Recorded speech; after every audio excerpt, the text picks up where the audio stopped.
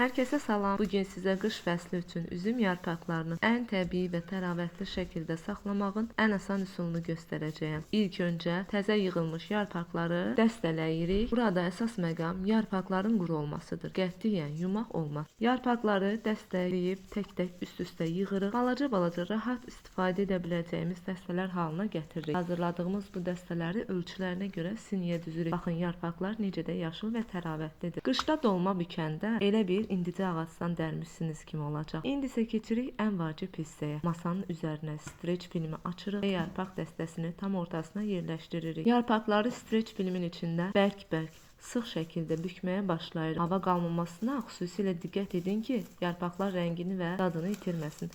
Bir neçə qat möhkəm fırladırıq. Sonda qayçı ilə streci kəsib, uclarını da içəri doğru yaxşıca sıxırıq və budur. Qış üçün üzüm yarpaqlarını tamamilə hazırdır. İndi isə onları dondurucuya yerləşdirə bilirik. Bu üsulla yarpaqlar aylarla öz təravətini qoruyub saxlayacaq. Videonu bəyənib və dostlarınızla bölüşməyi unutmayın. Hər gün postlarımdan xəbərdar olmaq istəyirsinizsə, sonda Instagram səhifəmi yerləşdirəcəm. Oradan məni izləyib dəstək ola bilərsiniz. İzlədiyiniz üçün təşəkkür edirəm. Yeni reseptlərdə görüşənədək hələlik.